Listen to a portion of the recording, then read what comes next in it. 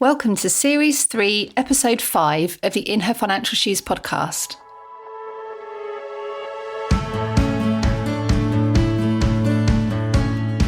Welcome to the In Her Financial Shoes podcast with me, Catherine Morgan, founder of the Money Panel, helping you to get financially naked.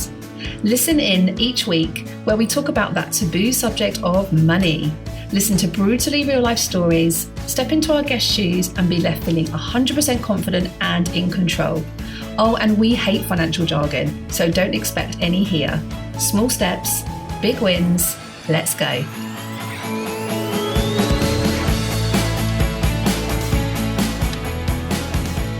Hey, and welcome to the podcast.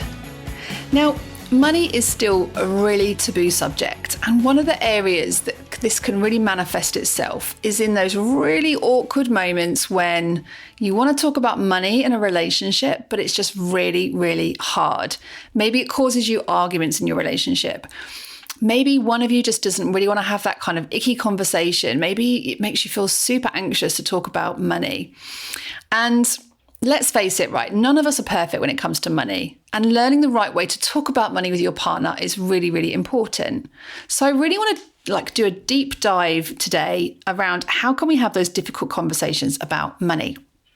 Financial stress and anxiety is not only just one of the biggest causes of divorce in this country, but also the emotions that we feel when we're having difficult conversations with money are not positive emotions, generally speaking.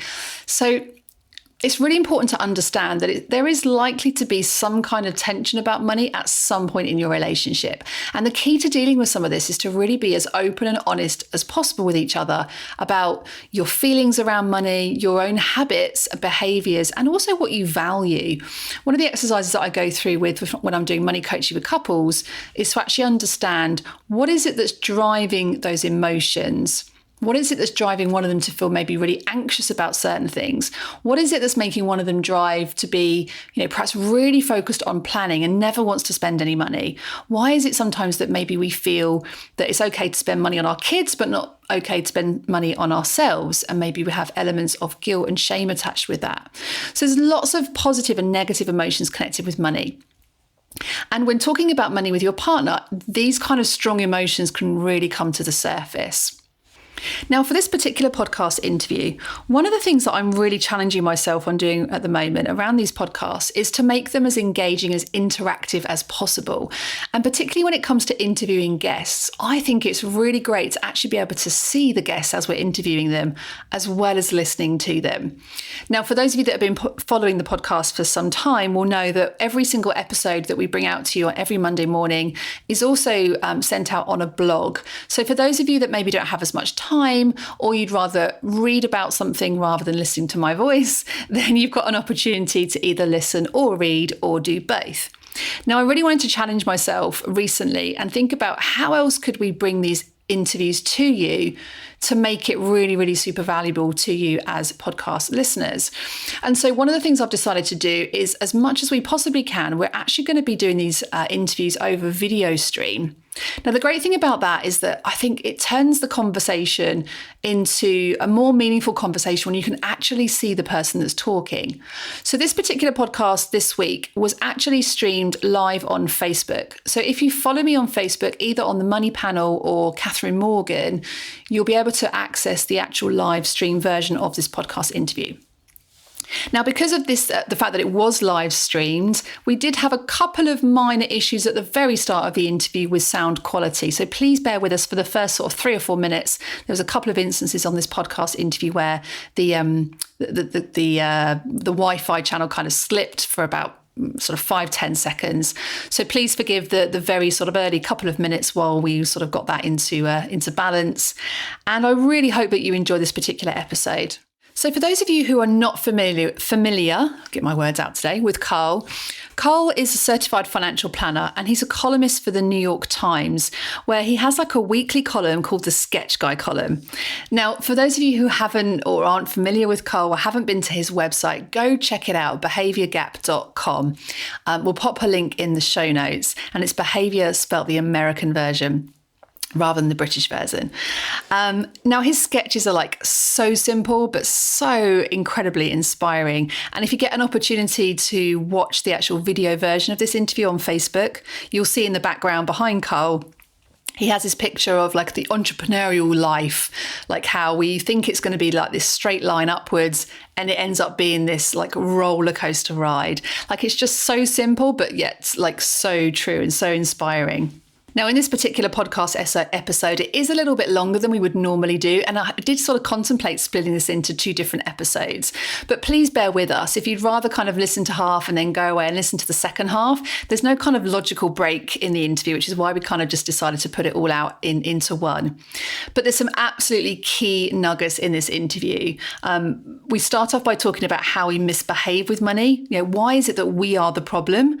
And one of my favourite quotes that Carl used in this interview was, we don't have humans with investment problems. We have investments with human problems. Like, just think about that for a minute. We don't have humans with investment problems. We have investments with human problems. It's the human that's the problem, not the investment. It's how we behave when markets fall, how we behave when things don't go our way, how we behave when we have this emotion that's driving us to make a different response around money, and how actually if we focus on our behaviors and habits, we'll get far better results than just focusing on the money. He also shares some incredibly inspiring stories about how our own experiences and stories actually serve us, and how we can go to have better conversations with our partners about money when we maybe don't want to have those conversations. How we're living kind of in the feelings of our stories, and appreciating that all the emotions that we have serve us in some way, but also how do we kind of let go of some of those fears around money. So I really hope that you enjoy today's episode. And without further ado, I welcome to the podcast, Carl Richards.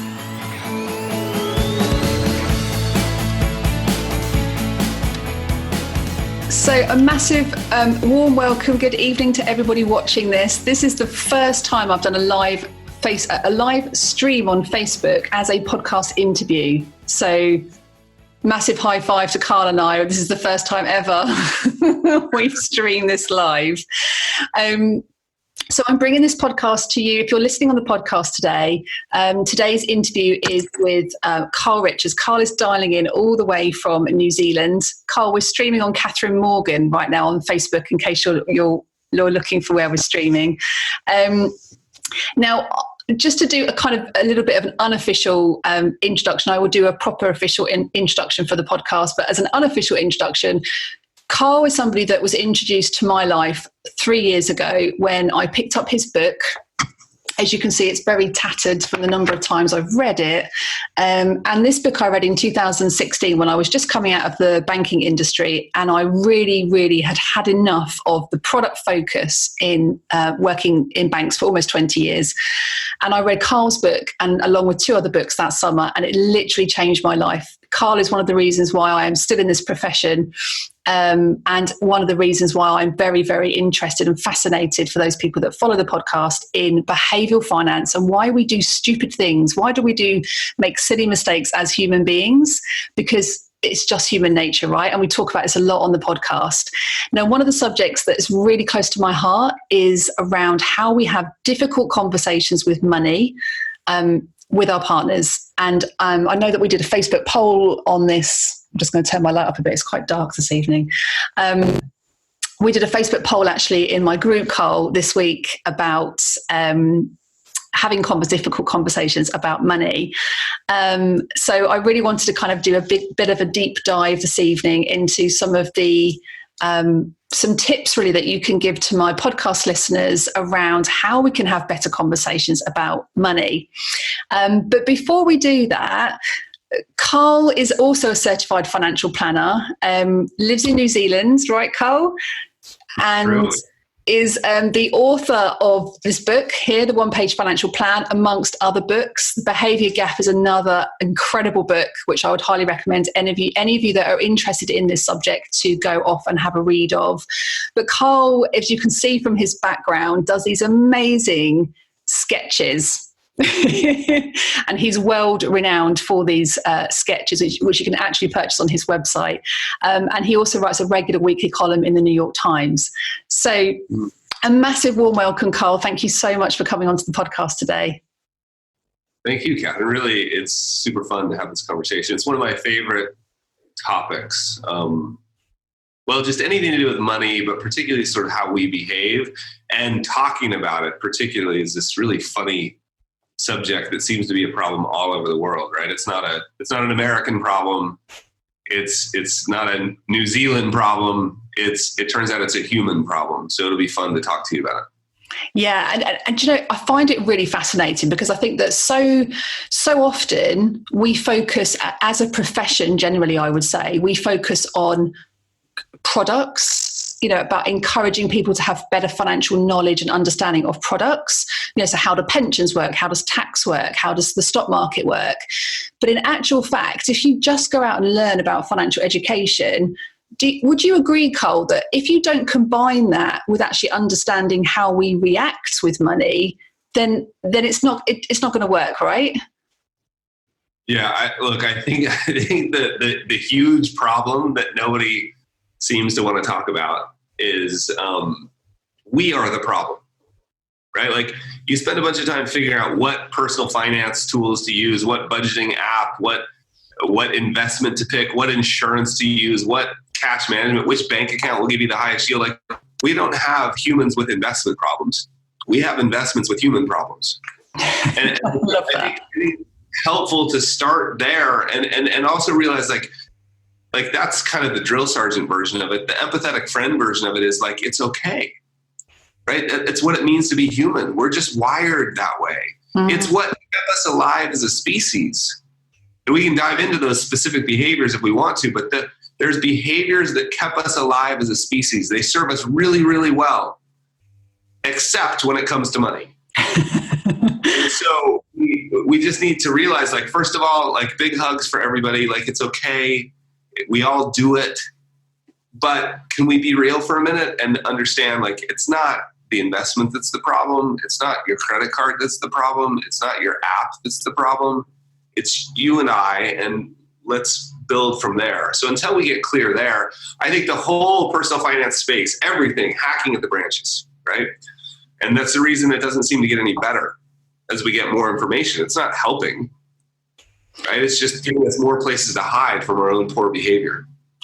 Are there certain human biases that help us with regards to understanding money? Because obviously we talk a lot about human biases that are negative, like, so for example, we talked on the podcast before about things like herd mentality, so following the crowd. So, you know, if everyone starts panicking about the stock market, we have this tendency to just follow the crowd. It's human nature. We just follow what everybody else is doing. But are there any human biases that actually work in our favor? That's a really good question. I don't think anybody's ever asked me that question. The only thing that comes to mind is that it's sort of what makes us uniquely human, to be able to step back and view our own behavior, right? Like to almost look at ourselves as a third party. Jim Collins wrote Good to Great, among a bunch of other fantastic books. And he talked in an interview once about how he used to carry around a book. It was a little notebook, and, you know, a little spiral bound notebook that he'd keep in his suit coat pocket or something. And he would write on the cover, "The bug called Jim." And he would treat himself as like a bug that he was watching, right? It was just this sort of joke. And he would notice, he would be like, "Oh, isn't that interesting? Look, the bug called Jim gets angry when he doesn't eat. That's really interesting." And I think that sort of ability of ours to say, "Wow, isn't that interesting? I just spent, you know, X on a new pair of shoes." And I'm really interested in, like, just that, not the next thing. The next thing that enters our mind is, isn't that dumb, or wasn't that stupid, or I can't believe I did that again. Like, getting rid of the shame or blame or the judgment and just going, "Oh, that's interesting," and noticing what we're doing with money.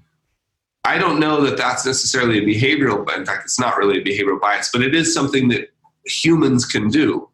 Like, we can learn to observe that behavior as a researcher, right? Like, we can treat our own our own behavior from the perspective of a third-party researcher and just go, wow, that's really fascinating. And I think I have a claim. I don't have any evidence to back this up yet, but I have a belief that simply noticing that behavior, and it doesn't matter if isn't that interesting? I get nervous when I hear news that the market went down. Or isn't that interesting? I just spent X on my morning coffee to beat up on one of the ones that all the personal finance people like to beat up on, right?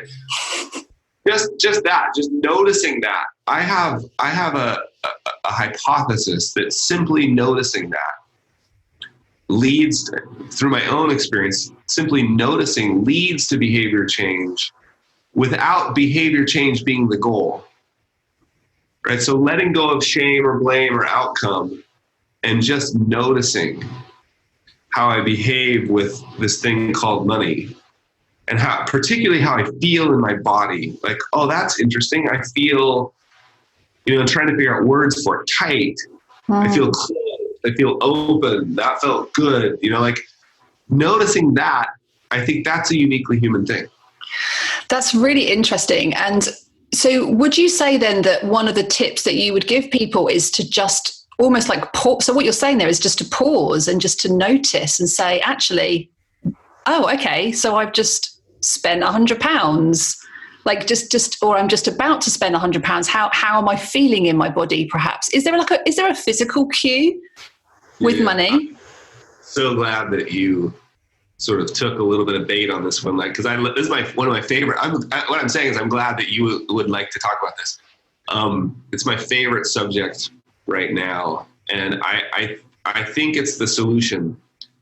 And I think just simply, so if we can just let go of shame and blame, like that's got to be the first rule. In fact, we joke around here around having a no shame, no blame hat, right? That especially if you're going to have a conversation with a spouse or partner, like you both have to put on your no shame, no blame hats.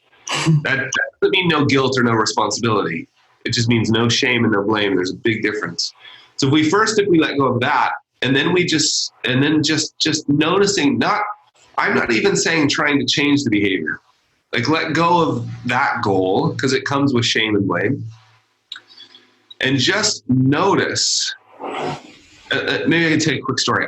There's this sandwich shop in the States, and it's a chain. And I used to go there. There was one near my house, and I would go there all the time. And I would always they had numbers on their sandwiches. I think it was the number 7. I'd always get the number 7, and I'd purchased the number 7 sandwich from this shop. I don't know if 100 times is too much, but certainly 50 plus times. And one day I was walking out of the shop and I realized, so I was thinking about this problem, I realized I didn't know how much I just spent on that sandwich, right? I knew it wasn't $20 and I knew it wasn't under 5, right? So I knew it wasn't crazy, but I couldn't, if somebody was standing at the door and said, how much did you just spend?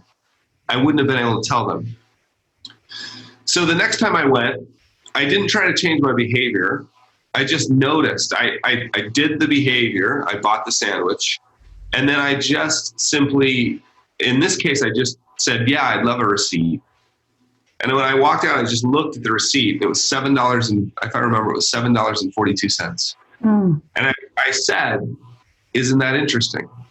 $7.42. Like no shame, no blame, no goal to change. I noticed the next day when I went to go to lunch, my house was only like two extra minutes from the sandwich shop. I noticed I ended up at home. And I didn't have like, oh, don't go spend $7.42 in mind. I just noticed that my behavior changed a little bit. And that's a really simple example around noticing, but I maybe back to your specific question, I do think there's stuff going on in the body. I think we embody so much. I think we've underestimated the impact of feeling our way through these decisions. And we've underestimated the wisdom of the body. There's crazy research that shows the signals. We always think the signals go from the mind to the body. It's crazy research showing that 70% of the signals going up and down our nervous system are coming from the body to the mind. Wow. That this is just a warehouse.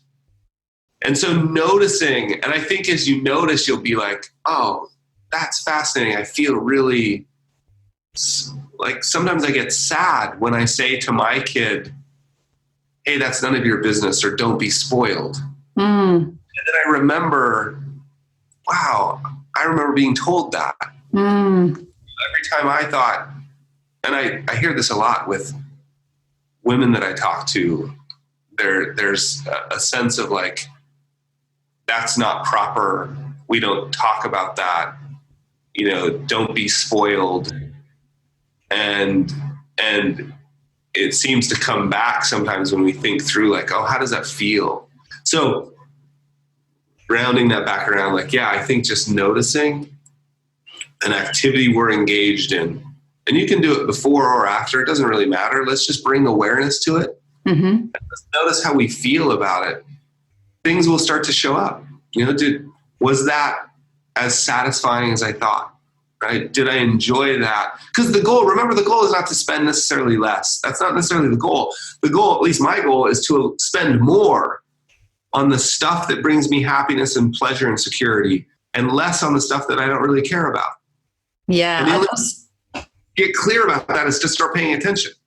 I'm so glad you said that, because so often people think, oh, you know, to get better with money, it's about budgeting. I hate the word budget in itself, right? Because budgeting just insinuates restricting. And why would we want to restrict our money? This is money we've worked hard for. So it's, you know, it's about creating a spending plan in line with your values that's going to create you, as you just said, financial happiness and well-being. But one of the things that I've come up with, Carl, from coaching women is that we talk about the emotions of money. So things like shame and guilt that we've just talked about there, and also some positive emotions to do with money too, right? But where we feel those emotional negative sort of words associated with money, often this comes from like childhood, isn't it? So you just mentioned there about sometimes we hear ourselves saying stuff to our kids, and then we think, oh, maybe we shouldn't say that because we heard that growing up and I still remember it now. How do you, at a physical and emotional level, then, how do you stop those messages from interfering, I guess, currently with how you feel about money? Yeah. I really think I've spent a lot of time thinking about that exact question. Like, okay, great. I notice a feeling. How do I change it? I think my experience, and this is like a real practice for me. Like, my experience is that noticing it and not trying to change it. So I sort of think of it as like there's that doesn't mean anything. Like, there's no story, there's nothing for me to do. And like, can you imagine me sitting outside and somebody comes by and I look like I'm concentrating really hard and they say, what are you doing? I'm like, I'm trying to get the clouds to go away. We do this a lot in the UK, Carl. Yeah, I know.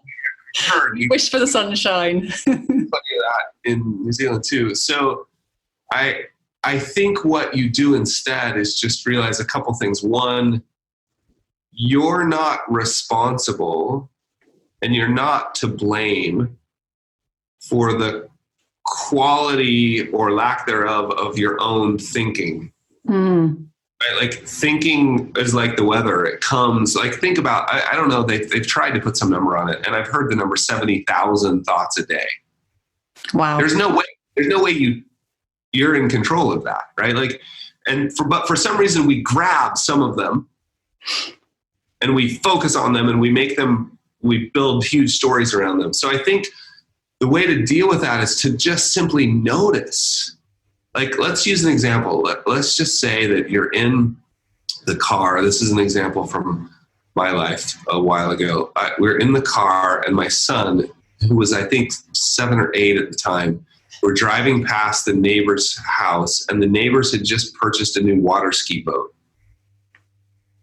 And my son, 7 or 8, from the back seat says, wow, and I'll just use Smiths. The Smiths must be rich. And I said, just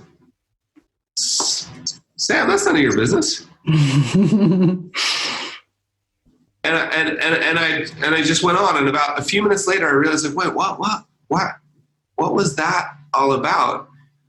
So what I would do differently now is I would hear Sam say, the Smiths must be really rich. And I would try, I love the word you use, just give ourselves space. Like between the stimulus, that old Viktor Frankl quote, right? Between the stimulus and the response, there's that space. And that space is the power to act a little differently. So if I could just take a breath and go, oh, wow, that's really interesting. Like what's the feeling behind, damn, that's none of your business. And now I would say, here's my trick, like buy yourself a little time. So you're going to just sit in the feeling. By sitting in it, it's going to dissipate. Mm-hmm. And the way to sit in it, especially if it's interaction with a spouse or a partner, a kid, like we're outlining here, by sitting in it, the way to sit in it I've found is just to buy yourself a little time. If you're in the middle of a conversation, my favorite trick to buy myself a little time is just to say, oh, that's interesting. Tell me more. Just no response from me. And my wife, we just had this, we're thinking about making a major change in our lives. In fact, we may be moving to a country near you, and that's expensive. And my wife said something about it last night, like how much school was going to cost for our daughter or something. And I was, first of all, I was tired. So I knew to be on guard for any reaction. I already knew, like as I was walking home, I was like, hey, not feeling super hot, a little bit tired. Make sure you're extra careful with communication with the family. Just be gentle and forgiving. Don't react.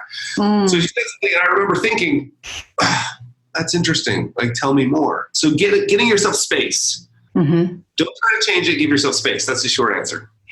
Is there like a good time? So you were tired. So I guess when you're tired, it's not a good time to be talking about money, I guess. Is there anything else around the timing perspective that is important when you want to talk about money with your partner? Yeah, I think if we want to shift into that a little bit, there's some real clear ground rules. Like I think you should discuss these ground rules and have them, I'd even maybe have them written down somewhere. Yeah, great. Agree upon. And one of them should be really clearly like, pay attention to energy levels, right? I like to think of it as like when you're in the basement, sort of energetically, you're in the basement. Basement level thinking will not produce good results. There's just like no way that it's going to work. Mm-hmm. When you're in the basement, you feel defensive. And it's funny, like one way to know if you're in the basement is if you're feeling defensive, the very nature of your responses will tell you if you're in the basement. At first, that's the way to know. Later, you can start to realize like, oh, I recognize that feeling. I'm in the basement right now. Now, being in the basement could be, it was a stressful day at work. It could be you're tired. You could feel sick. And let's give each other permission to say, like, I'm trying to get better about this now. Like on the way home, maybe a quick text. Hey, just a heads up, right? So when you're in the basement, my wife is really good at this, and she'll say to me, she notices when I'm in the basement, and if we're getting in a discussion about money, she will say to me, and at first it's just made me mad. Now I'm much better about it. She'll say to me like, I'm not buying what you're selling today. Right? Like I'm not gonna get into this that you're doing right now, because I'm not buying what you're selling. Like, go on a walk, get out of here. And she doesn't look you in the basement then. Yeah, that's called timeout rule. Like she calls timeout. So number one, pay attention to energy levels. Absolutely. Some of the worst fights my wife and I have gotten into around money have always been when one of us wasn't feeling super good. Like one of us was tired and worn out. Now I realize that they're like, well, then when do you talk about money? Because it's after we get the kids to bed, it's the only time. Of course we're tired. Yeah, we're always tired. You probably need to be really careful and set aside some time. Like, hey, Like Ron Lieber, my editor at the New York Times, he loves, I can't remember if it's quarterly or annually, and I love that idea of like a quarterly or a monthly, like this is the day we've set aside. We're going to go away. Maybe we're going to go away Friday night. We're going to spend the night, and Saturday morning, we're going to wake up late. We're going to sleep in a bit. Have a baby. Yes. We're going to spend an hour and a half, and we're just going to deal with all of our financial stuff from that month or that quarter. So, yeah, paying attention to energy is massively important. Awesome. That's a great tip. Well, I'm writing this down, by the way. And I've also, for the sake of the podcasters that are just listening and not watching, my room has all gone all of a sudden very, very dark. And I've just noticed that one of my lights in my room isn't working. So my apologies if I look a bit dark on the live stream. So I'm just writing these down, Carl, because these are great tips. So that's tip number 1, pay attention to energy levels. Are there any other tips that you can give to, what would you do if your partner just has no, like I get this often, my other half just as soon as I mention the word money, just doesn't want to talk about it at all. Yeah. How do you deal with that kind of situation? Yeah, it's normal. Like it happens all the time. So first of all, know that you're not alone. Like that happens all the time. And there doesn't seem to be a gender breakdown of that. Like I probably get the question more from women than I do from men, but I don't think that's because men are less willing necessarily to talk about it. I have no data on that. I think it's because women are more willing to ask questions than men. So I get that question a lot. And I think the way to deal with it is gently, right? Like just look, the fact that you're willing to start having this conversation, or even the fact that you're even considering it, puts you ahead of, I don't know what the number is, but the bulk of people in the world. And so here's a couple tricks. So first, just give yourself permission to be gentle. This is a long game. Like it could be that it's a short game for you. Like, hey, if something doesn't change, we're in big trouble. Okay, that's a different deal. Go find professional help, get in marriage counseling or relationship counseling, and have somebody else who can mediate that problem. Like if it's at that point, go do that, get a mediator and somebody who can say, hey, somebody who has permission to call you both out on that stuff. And it's a neutral party. Yeah. A neutral party that will get in your face a bit. And that's a skill. That's a real skill to be able to call out gaps in people's behavior and do it in a way that people won't run away. So go get somebody who has that skill. But assuming that this is a long game, it's been going on a while, and separation's not imminent. I'd give yourself permission to be gentle. So here's a couple conversation tricks, sort of ninja tricks. It doesn't have to be a big deal, right? Okay, the budget's blown again. Every time we talk about it, we fight. Okay, don't talk about that yet. What if you just said, you can blame me or blame Catherine, even better. Just out on a walk, and you're not talking about anything, like whatever. Could you just say, hey, I was listening to a podcast, and they were having this conversation around money, and I was curious, what's your first memory of money? Or what was money like in your house? And if there's an answer, just say, oh, that's really interesting. Thanks. What do you think about the cricket match? Right? Like just like, oh, and hide your enthusiasm. Like, don't get too visit. It's sort of like when your kids say something that you've been telling them for 10 years, and then they finally repeat it back to you, and you got to pretend like you're not excited, or they decide to wear the shirt that you always ask them to wear, and they're like, hey, this shirt cool. Or music. They come home playing a song that you've been playing. You can't pretend like you think it's cool, because if you do, it'll be ruined immediately. Do that thing. Like, just be like, oh, we just had a successful money conversation without a fight. Yeah. Start small, give yourself permission to be clumsy, build on, hey, the other day you told me that around your house it was around this. that's really fascinating. How did that make you feel? Oh, cool. Right. Just build slowly. Because what we have to do, obviously, if somebody gets upset and shuts down because you bring up money, it's not about the money, right? It's about a big story that's sitting behind the money. I know what you're trying to do, Catherine. You're trying to get me to stop spending money on out with my mates at night. And my dad always told me that I wasn't allowed to do that. My mom, it's about that. Yeah. Right. And man, you can't touch that until you unpack it just a little bit. Right? Amazing. I love that tip. I love the fact actually that what you've done there is talked about just kind of broach the subjects, but don't feel like it needs to be like an interrogation at that stage. Just like gently kind of ease out that conversation. I love that, because particularly if you know, I mean, I'm guessing you probably know a little bit about your partner already, and you may know some of the background, and particularly I guess if there's some trauma in that background, then it might be a really difficult subject. They just don't want to talk about it. So that's a great tip. I love that one. Yeah. So I had this friend, and he called me sort of exasperated one time, like really upset.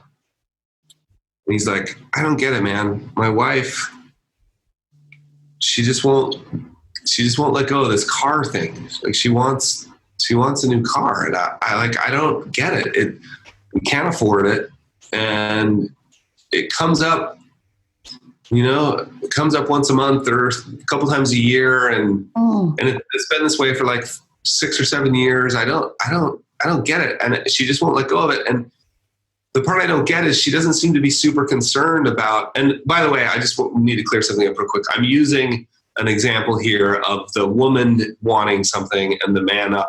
This is not a gender example. It just happens to be the first one that popped in my head. So please, women are not the spenders and men are not the spenders. Don't worry. We know you're not being gender specific here. Yeah. So, but this is just a powerful, and I could tell you a million stories about the opposite. So it's just the first one that came to mind. So he's like, I don't get it. She's not particularly concerned about other, like status things. Like she doesn't really care about, living in a fancy neighborhood or like, it just doesn't, so grounded in every other way around money that I just don't get it. And he's like, and if it doesn't, like, it's like, we had a huge fight about it again. I was like, well, have you ever talked to her about it? Have you ever asked her why? Yeah. It sounds like it's a little out of the normal. Like you're describing, like, why? So he has a conversation with his wife and is just like, hey, I don't get it. You don't seem to be concerned about this, like living in the nicest neighborhood or having the nicest clothes or anything, but yet you've got to have this new car. I don't understand why it's so important to you for everybody to see you in a new car. And she was like, oh no. He said, it's funny. I get emotional thinking about this. Like, she's like, cause I just think about 5 years of conversations that happened that didn't, she said, look, no, it's not about that. She said, growing up, my family always had old, unreliable cars. They would break down. And one time they wouldn't start in front of the school, right? And my friends all saw that. One time I remember being stranded out in the country a bit. The car wouldn't start. And it was like a big thing. He's like, I'm sorry, I didn't mean new, I meant reliable.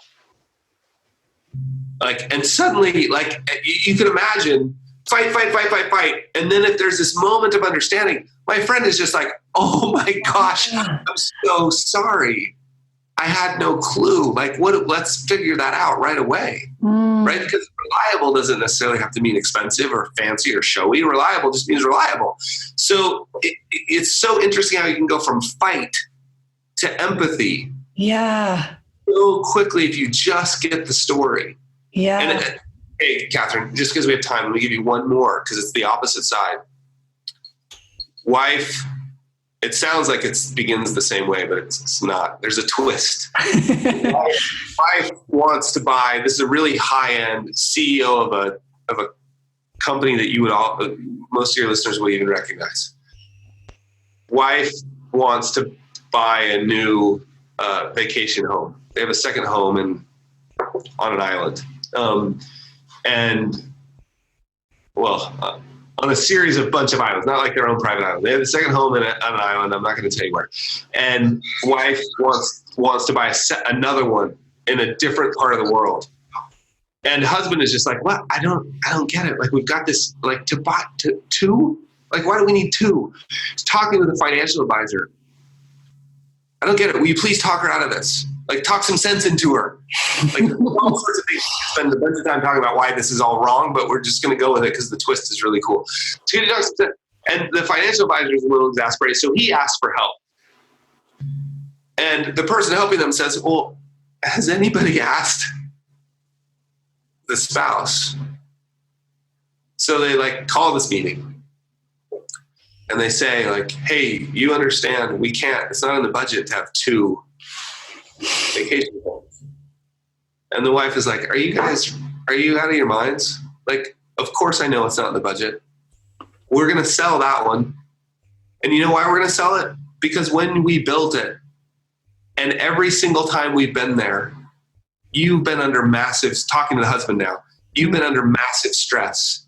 And all the kids and I remember about that house is you being angry and stressed. That's it. Every memory we have about that house is you being angry and stressed. And we want new memories. Mm. But of course now, the same thing. Husband's suddenly like, oh my gosh, seriously? Yeah. I didn't know. Like, what do you, like, I can see, so you can go from bitter fight around money to deep empathy in a 3-minute conversation. Yeah. Granted, if you can get there, right? Like if you can get there. So I guess what I'm pointing at is know that if you're fighting about money, it's not about the money. Mm. And if you can find a way to be like, hey, this doesn't match. Like is there something else going on here? Like I want to listen. If you can do that, awesome. And then you just remember the third rule, like no shame, no blame, right? Like no judgment around what you learn. It's insanely hard for humans, especially in a relationship like that, to go, oh, wow, really? No, I wasn't angry. Like, I wasn't angry. Like, or, just, oh, wow. Right? And just let that sit there for a bit. And then that leads to the last rule, the timeout rule, which sometimes when that happens, when some gap in your behavior gets shown to you, you may not be able to process it gently right then. And you may need to say, I hear you. I don't know what to do with this feeling I'm having right now. My wife knows what has to happen. She's like, get outside, go run the hills or lift something heavy, right? And so that I've learned to call time out on myself now to be like, I'm not sure how to deal with this feeling right now. I'll be back. Mm. Right? Sometimes those take an hour. Sometimes those take a couple days. Yeah. And I guess that's a bit of practice and patience, isn't it? Because sometimes there's so much emotion involved there, you just want to react, don't you? You just want to be like, don't be so stupid, or why don't you agree with me? But so sometimes if you feel yourself saying that, so what you're saying then, Carl, is to just like time out. I need some time to digest what you've just told me, or perhaps like, actually, I don't necessarily know if I agree with that, but let me just take some time out to see collect my thoughts around this. And then let's talk about it again another evening or something, a bigger glass of wine next time. Totally. If the words that are going to come out of your mouth are going to be defensive, that is a sign that you shouldn't speak those words. Mm. Like that's a sign. Like I used to wonder when I was first working through this stuff, like, well, how will I know if I'm in the basement? Well, one way to know if you're in the basement is the words that come out. Like all you're going to do is throw darts, right? That's all you've got when you're in the basement. So if you start, if you're feeling that way, if you're feeling defensive, but you could you'll get to the point where you'll notice it, like, wow, that I don't even know. And I think and it doesn't mean that you're saying you agree. I think that's a really important point. You could just go,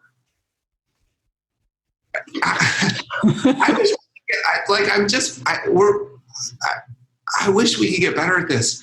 Like, can I have permission to be angry for a minute? You know, like, it's okay. Like, wow, what I'm feeling right now is that what I just learned makes me really sad. What I just learned made me really angry. I'm not sure I agree. I still love you, but I'm not sure I agree with that thing. I have a little bit of time. I love that. Time does, like, and you could like literally take that and apply that to any conversation, even not about money, even if you're fighting about, I don't know, parenting skills. Like me and my husband, we don't fight about it, but we definitely disagree about certain parenting, methods. We've taught our kids that that's not a fight. That's called a heated disagreement. A heated conversation. No, heated. And our kids are like, oh, is this a heated conversation? They recognize it already. So they go down to the basement. But what a great tip, like just time. Like, I think you could just apply that to any situation when you're in that mode of feeling that any strong emotion, whether it's anger or guilt or shame, or like just take time out on yourself, even if you can feel that like inner critic coming out. Like, I can just imagine myself feeling like, I don't know, like this morning I was thinking, right, I want to do this. I want to stream this on Facebook Live today. I'm going to do this. And I was thinking, no, but I can't do that. I've never done it before. It's all going to go wrong. And like this inner critic comes out. And actually just to take time out and think, no, I can do this. All I need to do is find out from Carl. Let's give it a go, which we have, So I think that time out rule is brilliant. That's a rule that can just be used universally against an array of different subjects. And I love the fact that everything that you've spoken about today, Carl, is just simple. Like, this all comes back to even the drawings that I'm looking at behind you. It's just simple. Sometimes we just overcomplicate things. Yeah, let me just mention two things. One, your use of the word space, I think, is really awesome. Right? So it's one way to think about it is time. Another way to think about it is it's just space, right? Can I just get a little space, figure this out? And second, I agree with simple. And one of the things that's hard with simple is that it shouldn't be confused with easy. So like sometimes we hear these conversations like, oh, that's so simple. And then we get really surprised when it's not easy.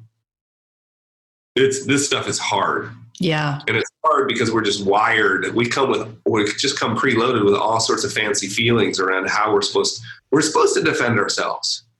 Fight or flight. Yeah, like we've got to unwire all that stuff and just go, oh. And even like the Facebook Live example is really interesting to me. Like we don't even need to solve it, right? Like you immediately went to solve, and it's because it was a Facebook Live thing, and that's exactly what you should have done. But in these other examples, we don't have to solve anything. We don't have to judge anything. We don't have to, and that's a huge part of the problem often between spouses is one person wants to solve the problem. And in some cases, the other person doesn't want, like, let's use that example of the spouse. Like, for example, I sometimes get sad. It's not quite depression, but because I've never been like in my bed with the covers, maybe I have once or twice, but sometimes I struggle with really low energy states, which some people would call depression, and I get sad. My wife has no clue what that means to feel that. I have a huge sort of emotional range, and I'm really happy about it. I don't want it to go away. I'm okay being sad. I'm okay being really happy. It's not a problem. But my wife is much, much tighter in terms of emotional range. And I'm really glad, because if we were both really wide, that could be bad. When I tell her I'm feeling sad, she wants to fix it, because who wouldn't? I don't care about this person, they're feeling sad. And it's taken years for us to understand, for me to understand, and for her to understand, no, I don't want anybody to fix it. Because you can't, first of all. But more importantly, like right now, don't. Just sit with it. Like, sit with me. Same thing with money things, like the fact that it was about an unreliable car. Right? Like, yeah, sure, we're going to get to the idea of going to buy a reliable one. But right now, can I just, gosh, that must have been hard. Yeah. I'm so sorry that we spent all these years, me like not understanding that. Like, can you tell me more about it? Mm. We'll worry about the car later. Right now, can we just sit here? So we don't need to fix things immediately. We don't need to judge things. We can just often, when we feel the feelings ourselves, oh, I want to go buy some new shoes. We don't need to say, no, don't buy new shoes. We could just go, oh, isn't that interesting? I want to buy new shoes. Not even like, where did that come from? What part of my childhood was bad? Like, not just, isn't that interesting? I want to buy new shoes. Yeah. I love that. Like, it's interesting how you talk about the solution mode, because I've done a lot of reading around like from a female perspective, like our hormone cycles and stuff like that. And often from a male perspective, like, I mean, my audience, Carl, is mainly women, right? So we're probably a little bit outnumbered. But what's really interesting is, generally speaking, from the work that I've read, is that men tend to go more into solution mode because it's fight or flight. Like, you go right back to cavemen days. You know, it was you're the hunter gatherer. You go out and you get the food, and you bring it home. So you're the provider. You're the solution. And often I find this with my husband. Every time I talk to him about a problem, like, the thing I love the most about him is he'll always come up with a solution. Always. Like, he's the best solutionizer, if that's even a word. But it's really frustrating sometimes, because sometimes I'm just like, I don't want the solution. I just want you to listen. And so what you're saying there is kind of like how we connect as humans is about listening to the stories, listening to the emotions, listening to how we feel, giving ourselves space and time, rather than necessarily feeling like we have to come up with a solution. So I love that. Honestly, my brain is just whirring right now. I'm kind of thinking, if we could just storyfy everything, just find out what's going on underneath the reason why that person has said what they said, could just open up the doors to so much that could really help each other to have better conversations about money. Yeah. What do you do when he goes to solve something and that's not what you want? Have you learned to recognize that? Like, oh, what do you do? Yeah. So normally if I said something and he comes up with a solution, then I'll normally just kind of say, that's great, but I'm not looking for the solution right now. I actually want to work it out for myself, but can you just listen to me? And I always just need you to be a little like a sounding board for me right now. Is that okay? And then he'll be like, yeah. And then he'll tend to listen for about 30 seconds, and then he switches off. So I know that the way that his brain works is, if I want him to listen to anything, I have to make it in the first like 5 words of my sentence to capture his attention. And then I've got him for like 30 seconds. That's just how his brain works. That's just how I know him that well, that's how I recognize that if I'm going to have a conversation with him, it's got to be in that way. And actually, that's quite an interesting point now I've described that, is to think about your partner. If you know for a fact that, you know, sometimes I think, do you know what? I want him to come up with the solution, but I want him to think that he's come up with it and not me. So like, I'll maybe rephrase the question slightly and be like, I may already know the answer, but I want him to come up with it. So yeah, I guess that would be how I would respond to him. Yeah, super fascinating. I think there's so much to, you know, we're hardwired. It's actually like I can't remember the name of the chemical. It's not Oxycontin, because that's that terrible drug. It's oxytocin, if I'm remembering right. When somebody listens to us, and particularly if they ask us thoughtful questions, like you're saying, hey, I've got this problem at work. One way to solve that problem would be to dive straight into solutions. Another way would be like, oh, well, to ask questions like, what have you tried before? You know, what's worked? What hasn't? I was taught this ninja trick, and I was at a conference, and normally, like, I get paid to be the solutions person. And we think, and this is really interesting for those of your listeners that are in the financial advice world, which I know there's at least a few, right? Yeah. And even for the person, you know, your other listeners that are working with a financial advisor, you know, people who give advice for a living think that they get paid to provide solutions. And sure, later, what we really get paid for is clarifying problems. And somebody taught me that, and I was at a conference, and like these conferences, like I'm paid to come speak, I'm paid to be the solution. And so it felt really counterintuitive for me to start asking questions.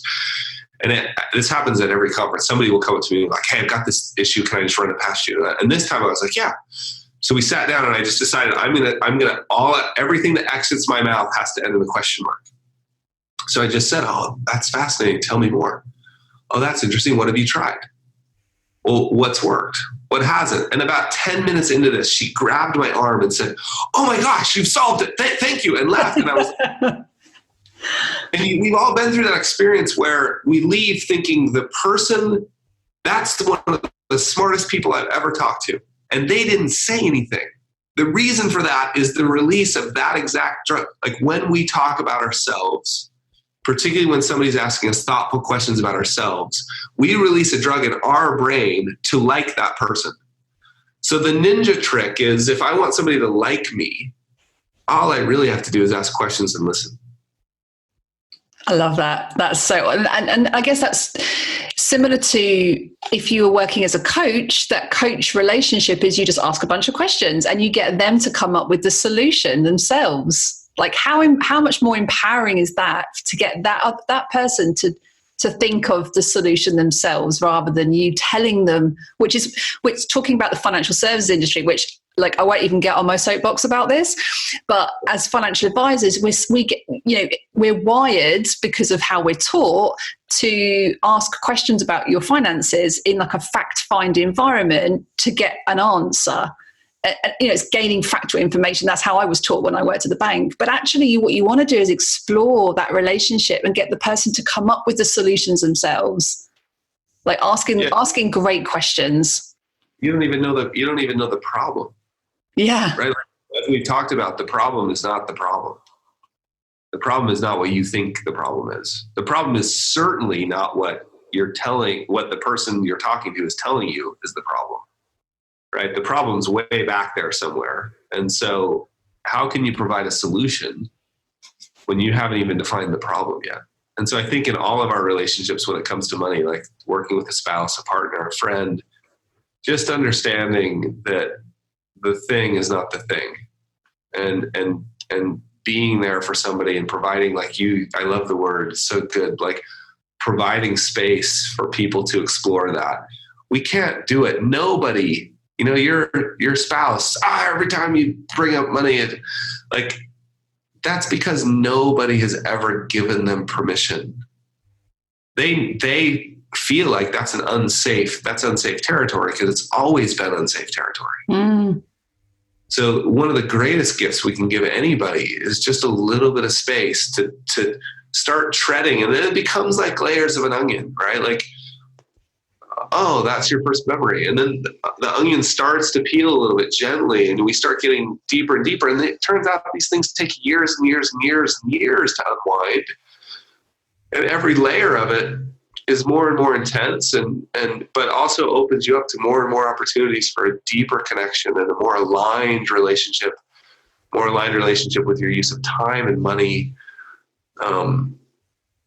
It's funny, I have a good friend who's the best coach I know, Jerry Colonia. He wrote a book called Reboot. And at the end of one of his podcasts with one of his coaching clients, a guy named Key that lives out in Los Angeles, Key asked him at the end, he said, Jerry, is this all worth it?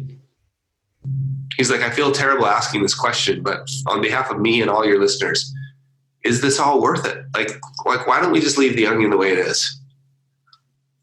And I think that's a beautiful question. Like, if you want to go down this journey, I can tell you it's worth it, right? But yeah, it's living an examined life is not easy. I love that. And just to finish off this interview today, Carl, because I'm really appreciative of your time. It's like 7 a.m. in the morning in New Zealand. So I know you're probably dying for your next coffee shop right now. But just to finish this wonderful interview, Carl, can you leave us with one final story like your favorite money story that maybe you haven't already shared with us. Could you share your favorite money story that can help any of the listeners on the podcast today? Yeah, I don't know if it's what comes to mind is a personal story. So, and this is just recent.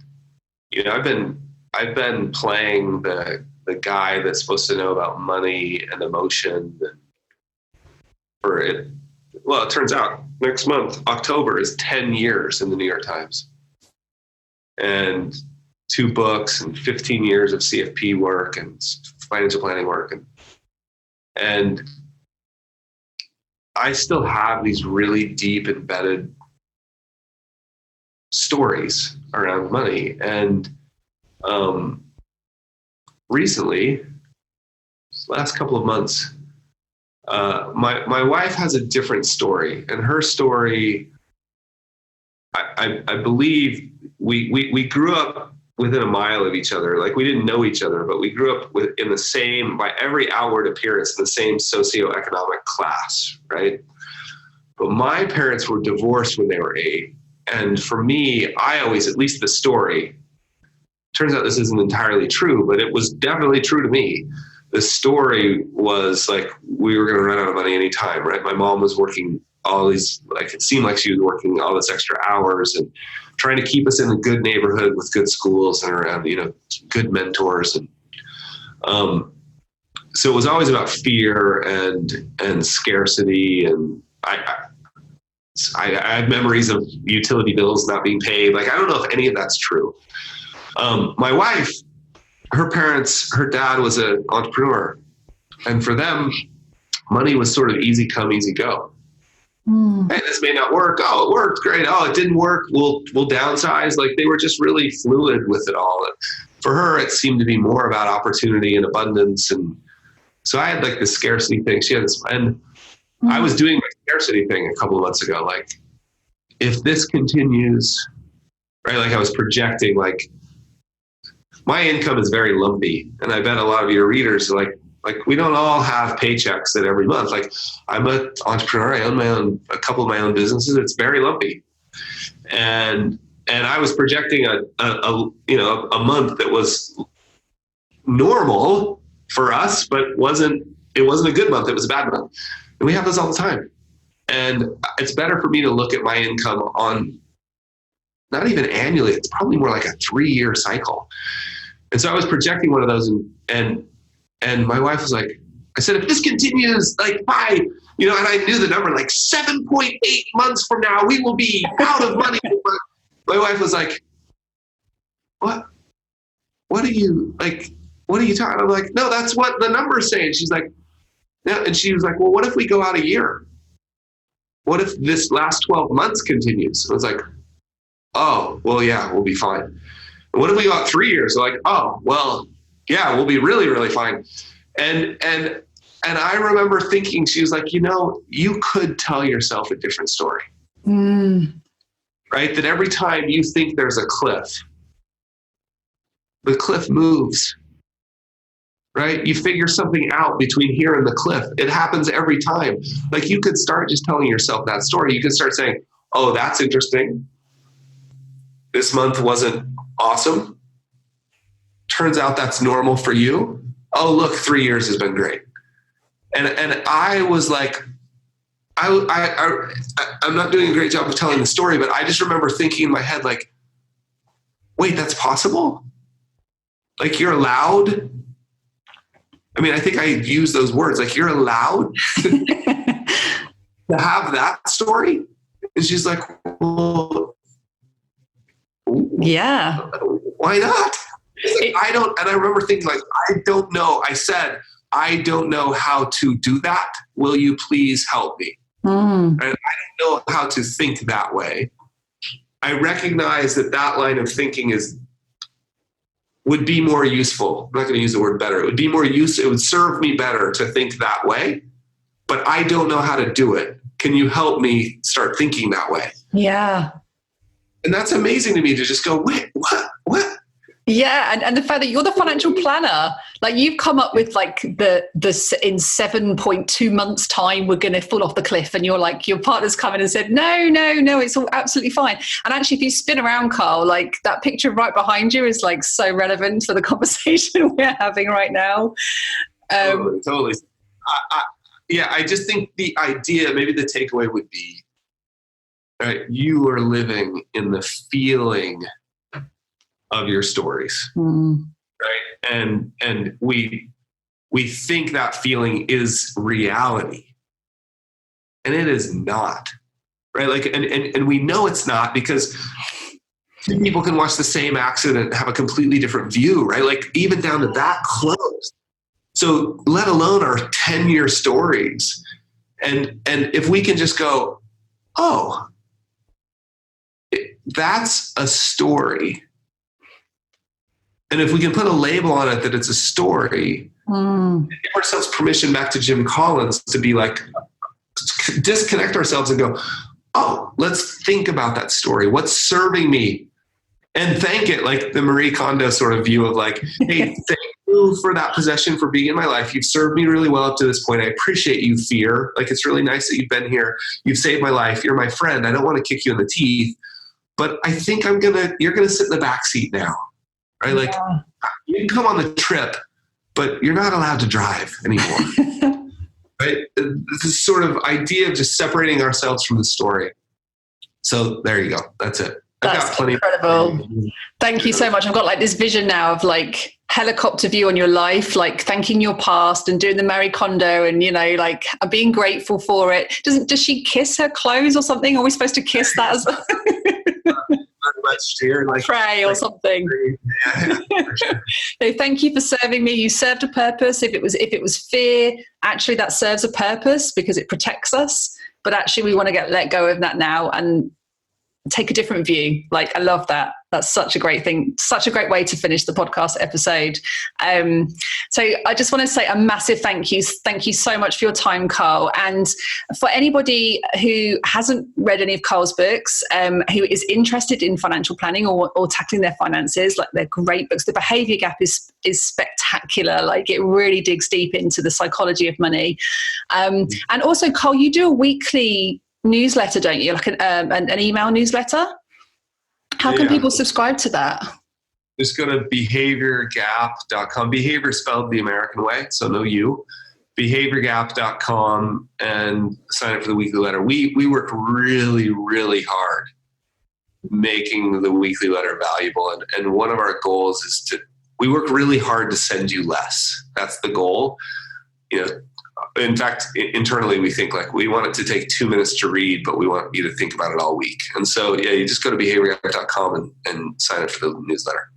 And then everything else comes from there. Like we'll give you an access to the best parts of the books. And like, that's the best place to start. Awesome. That's great. And we'll pop a link to that in the show notes, actually. So if you're listening to the podcast or you're on the Facebook Live right now, then we'll pop a link in the comments and we'll put a link in the show notes so that you can grab that quickly and easily. So, Carl, thank you so much again for your time. If you do come over to London next year, then do come and say hi. You'd be very welcome in the lovely village that I live in, about 40 minutes from London. So it would be lovely to meet with you face to face. But thank you so much for your time. It's been an absolute pleasure today.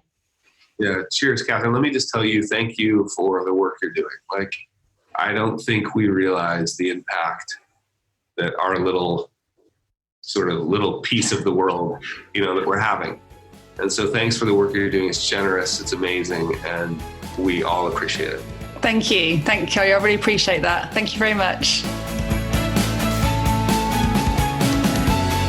You've been listening to Catherine Morgan's In Her Financial Shoes podcast. If you enjoyed this show, I'd love it if you could leave me a review on iTunes. And don't forget, if you're feeling stuck and overwhelmed and want to learn more about being financially resilient, confident and in control, head over to www.catherinemorgan.com.